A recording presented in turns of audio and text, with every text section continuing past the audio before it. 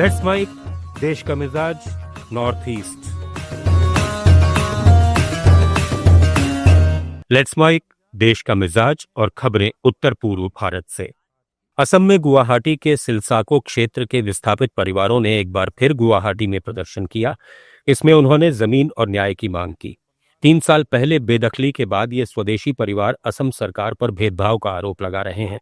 उन्होंने पूछा कि काजीरंगा और गोलपाड़ा में विस्थापितों को जमीन दी गई तो उन्हें क्यों नहीं। प्रदर्शनकारी 10 लाख और 5 लाख के मुआवजे को अपर्याप्त मानते हैं और 25 लाख तक की मांग कर रहे हैं। साथ ही उन्हें जमीन भी चाहिए। उन्होंने मुख्यमंत्री हेमंता बिस्वा शर्मा के बयानों पर सवाल उठाए, जो स्वदेशी लोगों की बेदखली नहीं होने की बात कह चुके हैं। परिवारों ने चेतावनी दी कि वे जमीन मिलने तक प्रदर्शन जारी रखेंगे। असम में बीजेपी ने बोडोलैंड पीपुल्स फ्रंट और यूनाइटेड पीपुल्स पार्टी लिबरल के बीच संभावित गठबंधन का स्वागत किया है। असम के कैबिनेट मंत्री अशोक सिंघल ने कोकराझार में कहा कि अगर दोनों क्षेत्रीय दल एक साथ आते हैं तो ये शुभ अवसर होगा। सिंघल कोकराझार में बीजेपी की संगठनात्मक तैयारियों को मजबूत करने के लिए पहुंचे थे, जहां बोडोलैंड टेरिटोरियल काउंसिल चुनावों की तैयारियां चल रही हैं।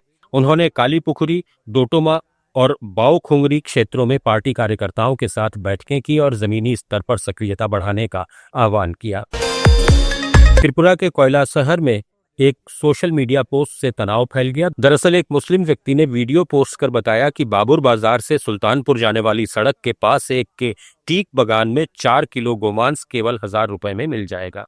इससे नाराज बीजेपी के वरिष्ठ नेता और कोयला शहर नगर पालिका के उपाध्यक्ष नीतीश डे, मंडल अध्यक्ष, महासचिव और युवा मोर्चा जिला अध्यक्ष ने उन्नकोटी के एसपी से मुलाकात की। उन्होंने एक शिकायती पत्र सौंपकर गोमांस बिक्री के प्रचार पर कार्रवाई की मांग की। उधर त्रिपुरा के जम्पुई जाला में भी तनाव के हालात हैं। यहां तिपरा मोथा के लोगों ने बीजेपी कार्यकर्ताओं पर हमला किया। इसमें बीजेपी के जनजाति मोर्चा के कार्यकर्ता राजू देव वर्मा घायल हैं और अगरतला के जीपीबी अस्पताल में भर्ती हैं। ककरजाला पुलिस स्टेशन में 8-9 हमलावरों के खिलाफ एफआईआर दर्ज हुई, लेकिन वे फरार हैं। पुलिस ने इलाके में सुरक्षा बढ़ा दी है। मेघालय के नेता प्रतिपक्ष मुकुल संगमा ने अवैध कोयला खनन पर गंभीर आरोप लगाए हैं। उन्होंने शिलांग में कहा कि खनन करने वाले जांच में देरी कर सबूत मिटाते हैं। संगमा ने कोयला डिपो और नीलामी की जांच की मांग की। उन्होंने कहा कि खनन करने वालों में कानून का डर नहीं है और कुछ अधिकारी इसमें शामिल हो सकते हैं। संगमा ने सुझाव दिया कि इन मामलों की निगरानी सुप्रीम कोर्ट करे।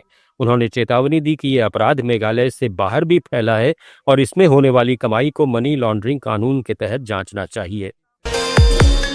मणिपुर के माची उपमंडल में सामान्य स्थिति बहाल करने की दिशा में बड़ा कदम उठा है।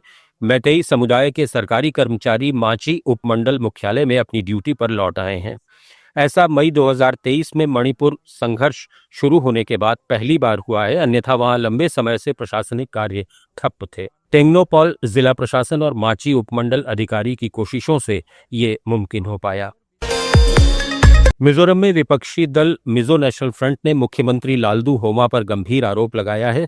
फ्रंट का दावा है कि लालदू होमा बिना जनता से चर्चा किए गुप्त रूप से राजधानी को आइजोल से उनके अपने क्षेत्र सरचिप के ठेंजौल में स्थानांतरित करना चाहते हैं।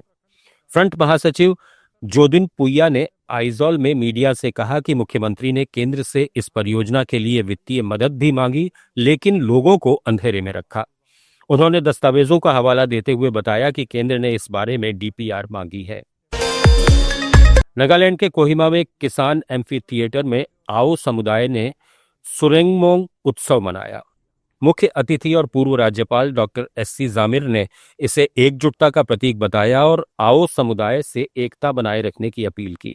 उन्होंने कहा कि नागालैंड मुश्किल दौर से गुजर रहा है, जहां भ्रष्टाचार और विभाजन बढ़ रहे हैं। जामिर ने कबीलावाद और राजनीति में अस्थिरता पर चिंता जताई और समाधान की जरूरत बताई।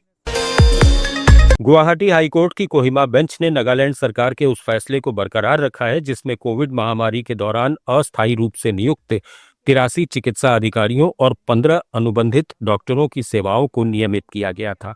कोर्ट ने इस फैसले को चुनौती देने वाली 2 याचिकाओं को खारिज कर दिया। याचिकाकर्ताओं ने नियमितीकरण को असंवैधानिक बताया था, लेकिन कोर्ट ने कहा कि याचिकाकर्ताओं का कोई कानूनी अधिकार नहीं बनता और वे इस प्रक्रिया में शामिल नहीं थे। देश का मिजाज में फिलहाल इतना ही। जुड़े रहिए लेट्स माइक के साथ।